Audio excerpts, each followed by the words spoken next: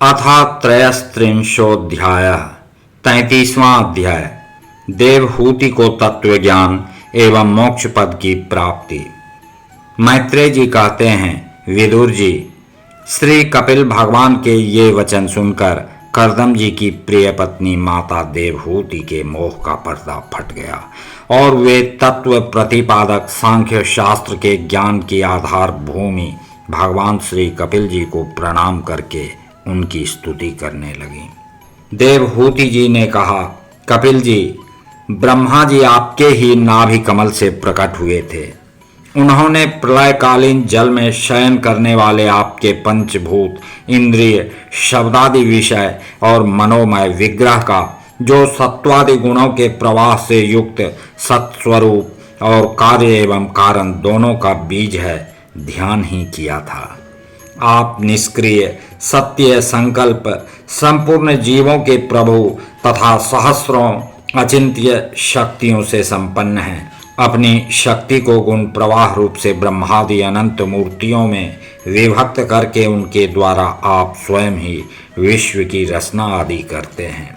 नाथ, यह कैसी विचित्र बात है कि जिनके उदर में प्रलय काल आने पर यह सारा प्रपंच लीन हो जाता है और जो कल्पांत में मायामय बालक का रूप धारण कर अपने चरण का अंगूठा चूसते हुए अकेले ही वट वृक्ष के पत्ते पर शयन करते हैं, उन्हीं आपको मैंने गर्भ में धारण किया।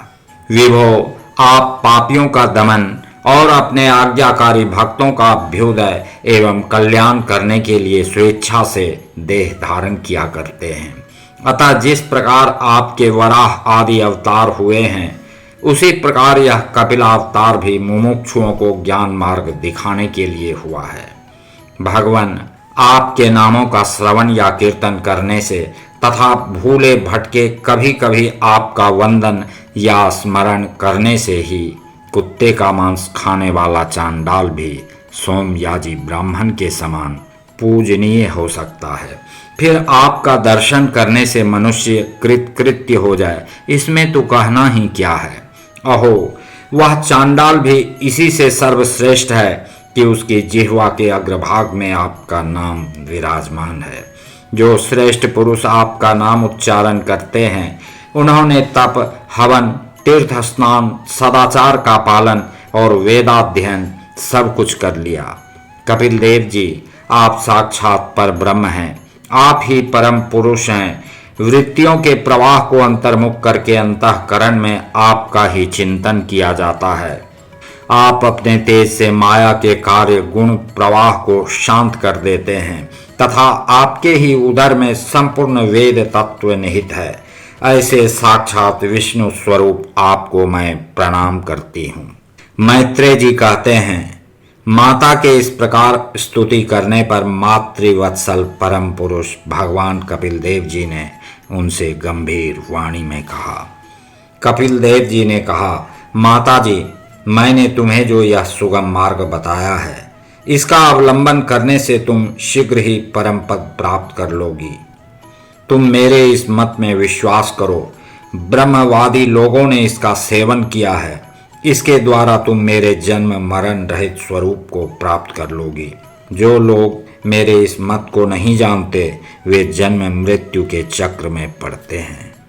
मैत्रेय जी कहते हैं, इस प्रकार अपने श्रेष्ठ आत्मज्ञान का उपदेश कर श्री कपिल देव जी अपनी ब्रह्मवादिनी जननी की अनुमति लेकर वहां से चले गए। तब देवहूति जी भी सरस्वती के मुकुट सदृश अपने आश्रम में अपने पुत्र के उपदेश किए हुए योग साधन के द्वारा योगाभ्यास करती हुई समाधि में स्थित हो गईं। त्रिकाल स्नान करने से उनकी घुंघराली अलकें भूरी भूरी जटाओं में परिणत हो गईं तथा चीर वस्त्रों से ढका हुआ शरीर उग्र तपस्या के कारण दुर्बल हो गया। उन्होंने प्रजापति कर्दम के तप और योग बल से प्राप्त अनुपम गार्हस्थ्य सुख को, जिसके लिए देवता भी तरसते थे, त्याग दिया। जिसमें दुग्धफेन के समान स्वच्छ और सुकोमल शैया से युक्त हाथी दांत के पलंग, सुवर्ण के पात्र, सोने के सिंहासन और उन पर कोमल कोमल गद्दे बिछे हुए थे तथा जिसकी स्वच्छ स्फटिक मणि और महामरकत मणि की भीतों में रत्नों की बनी हुई रमणी मूर्तियों के सहित मणिमय दीपक जगमगा रहे थे, जो फूलों से लदे हुए अनेकों दिव्य वृक्षों से सुशोभित था, जिसमें अनेक प्रकार के पक्षियों का कलरव और मतवाले भौरों का गुंजार होता रहता था। जहाँ की कमल गंध से सुवासित बावलियों में करदम जी के साथ उनका लाड़ प्यार पाकर क्रीड़ा के लिए प्रवेश करने पर उसका अर्थात देवहूति का गंधर्वगण गुणगान किया करते थे, और जिसे पाने के लिए इंद्राणियां भी लालायित रहती थीं, उस गृहोद्यान की भी ममता उन्होंने त्याग दी। किंतु पुत्र वियोग से व्याकुल होने के कारण अवश्य उनका मुख कुछ उदास हो गया। पति के वन गमन के अनंतर पुत्र का भी वियोग हो जाने से वे आत्मज्ञान संपन्न होकर भी ऐसी व्याकुल हो गईं, जैसे बछड़े के विछुड़ जाने से उसे प्यार करने वाली गौ। वत्स विदुर, अपने पुत्र कपिल देव रूप भगवान हरि का ही चिंतन करते करते वे कुछ ही दिनों में ऐसे ऐश्वर्य संपन्न घर से भी उपरत हो गईं। फिर वे कपिल देव जी ने भगवान के जिस ध्यान करने योग्य प्रसन्न वदनार विंद युक्त स्वरूप का वर्णन किया था, उसके एक एक अवयव का तथा उस समग्र रूप का भी चिंतन करते हुए ध्यान में तत्पर हो गईं। भगवत भक्ति के प्रवाह, प्रबल वैराग्य और यथोचित कर्मानुष्ठान से उत्पन्न हुए ब्रह्म साक्षात्कार कराने वाले ज्ञान द्वारा चित्त शुद्ध हो जाने पर वे उस सर्वव्यापक आत्मा के ध्यान में मग्न हो गईं, जो अपने स्वरूप के प्रकाश से माया जनित आवरण को दूर कर देता है। इस प्रकार जीव के अधिष्ठान भूत पर ब्रह्म श्री भगवान में ही बुद्धि की स्थिति हो जाने से उनका जीव भाव निवृत्त हो गया और वे समस्त क्लेशों से मुक्त होकर परमानंद में निमग्न हो गईं। अब निरंतर समाधिस्थ रहने के कारण उनकी विषयों के सत्यत्व की भ्रांति मिट गई और उन्हें अपने शरीर की भी सुधि न रही, जैसे जागे हुए पुरुष को अपने स्वप्न में देखे हुए शरीर की नहीं रहती। उनके शरीर का पोषण भी दूसरों के द्वारा ही होता था, किंतु किसी प्रकार का मानसिक क्लेश न होने के कारण वह दुर्बल नहीं हुआ। उसका तेज और भी निखर गया और वह मैल के कारण धूम युक्त अग्नि के समान सुशोभित होने लगा। उनके बाल बिथुर गए थे और वस्त्र भी गिर गया था, तथापि निरंतर श्री भगवान में ही चित्त लगा रहने के कारण उन्हें अपने तपो योगमय शरीर की कुछ भी सुधि नहीं थी, केवल प्रारब्ध ही उसकी रक्षा करता था। विदुर जी, इस प्रकार देवहूति जी ने कपिल देव जी के बताए हुए मार्ग द्वारा थोड़े ही समय में नित्य मुक्त परमात्मा स्वरूप श्री भगवान को प्राप्त कर लिया।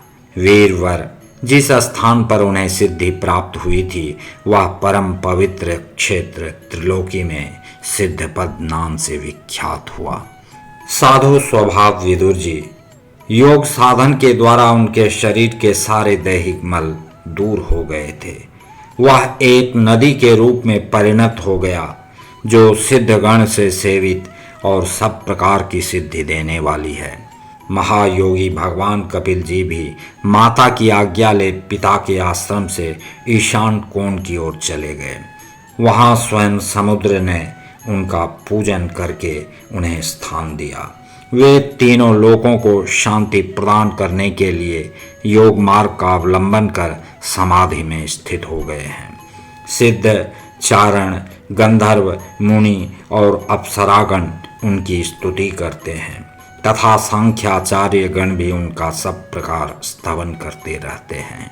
निष्पाप विदुर जी, तुम्हारे पूछने से मैंने तुम्हें यह भगवान कपिल और देवहूति का परम पवित्र संवाद सुनाया।